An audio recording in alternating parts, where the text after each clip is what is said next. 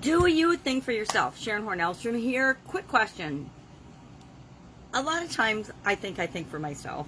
And then I'll be going about my day and I will have a thought or idea pop into my head and I'll realize that I don't really even believe the thought or idea that pops into my head. And then I stop and I ask myself, well, where did that come from? Who does this belong to? Why am I thinking that thought? Why do I believe that that is true for me right now at this moment? Now, maybe it was something that was true for me when I was a child. Maybe I believed that I'm not good at cooking.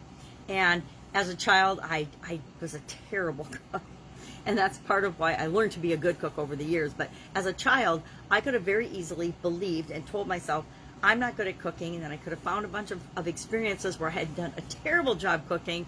And I would have decided that I'm not good at cooking. And people would have told me I'm not good at cooking. My sisters and my mom and my dad and my relatives might have told me, you know, Sherry, you should find something else to be interested in because you just aren't a good cook.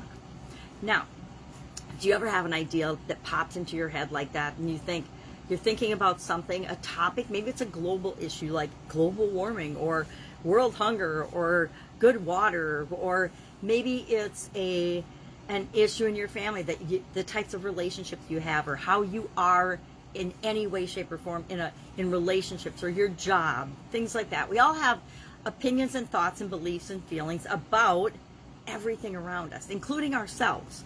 So my question for you is, do you think for yourself? Are you willing to, for 30 days, think for yourself?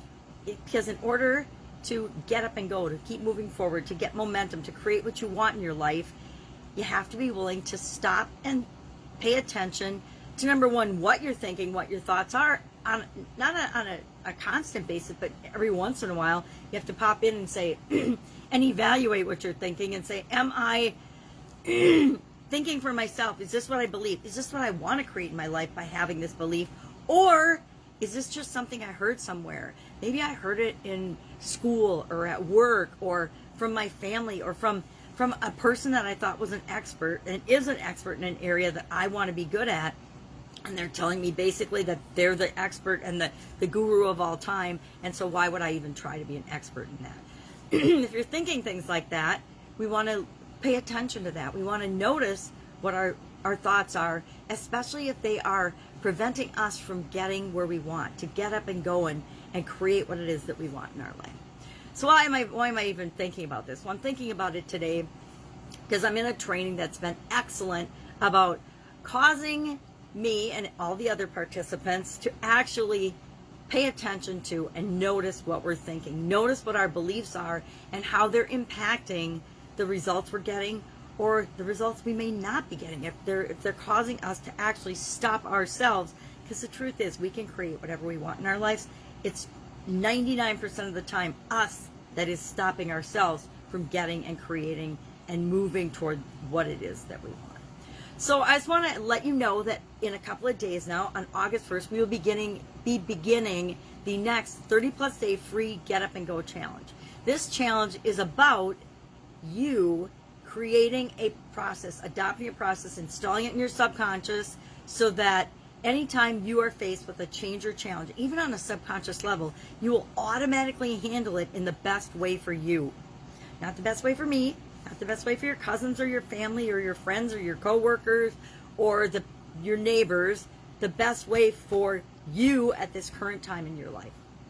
Now, who else would like to automatically know that whenever they're faced with a change or a challenge, they're going to automatically react and respond in a way that's best for them? Sign me up, right? Well, we've done this 7 times now. This will be our 8th free 30-day Get Up and Go challenge since COVID-19 started, since the COVID pandemic and all the shutdowns and all the cancellations and all the changes that were mandated for the vast majority of us took effect. We've been doing this challenge to help guarantee that we get better results after we face a challenge or change than before we have. We want to always be better off after a change. And we want to make it as automatic as breathing so we don't actually have to think about every time we're faced with a change. Here's a question for you. How many changes or challenges have you dealt with in your life? I love to ask that question at the beginning of the Get Up and Go challenge because I don't think we realize how inundated we all are with tons of information, tons of changes, tons of challenges, tons of opportunities. People like to say, oh, there's a once in a lifetime opportunity. I say nonsense. There's no such thing as a once in a lifetime opportunity. We are inundated and surrounded by infinite possibilities and infinite opportunities all the time. And when we are ready, we will act upon or see those opportunities. So anyway, challenge starts a couple of days, August 1st, right here on the Get Up and Go Challenge page. I want to invite you to join us 10 minutes a day. All it's going to take is 10 minutes or less of listening to the day's challenge or lesson. Then we'll be given an action item, a little thing that you need to do based on a tool that I share in those 10 minutes. I know, challenge for me to keep it to 10 minutes. That you can try on, use, and apply. Well, what if you've already used this tool or strategy before? Guess what? You'll be able to do it faster. Or maybe I'll have a tweak or a twist to it that you haven't experienced or thought of yet. A lot of times we say, oh, I already know that. I don't need to pay attention to this. I've listened to this and heard this 20 times before. And then my challenge is always, or my question as a follow-up is always, well, are you using it? How has it impacted your life? Are you using this tool or strategy or technique that you're learning or that you've been exposed to 20 times in your life? And if not, why not? Or why have you not used it yet? Did you even try it when you heard about it one of those 20 times? The answer is inevitably no, because even these tools and things I've known for some of them for decades, and I would use them every once in a while, but then I forget about them because we are so inundated with information in life that we get sidetracked and we forget about all the resources we actually have at our fingertips. So just wanted to invite you to join us right here for the Get Up and Go Challenge, 10 minutes a day. It will be recorded so you can listen to it whenever you want. I like to do it live. I will do it live every day.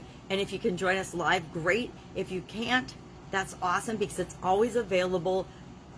I don't have disappearing content. I like to keep my content up so that people can access and learn whenever it's convenient for you, because you might have a lot going on in your life and you might not be able to make it for 10 minutes a morning at 11 a.m. Central Standard Time. If that doesn't work for you, then you feel like you've missed out, and that's not true because it's going to be available.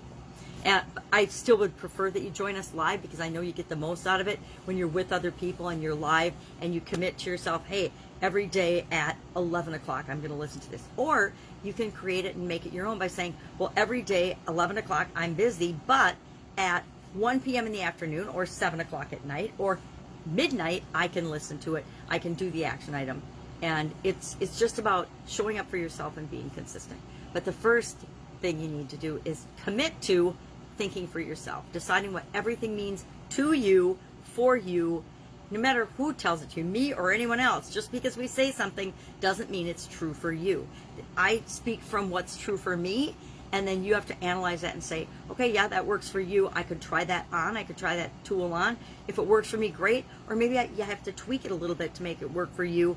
But find out what works for you and only do that. Only do what feels right and good to you.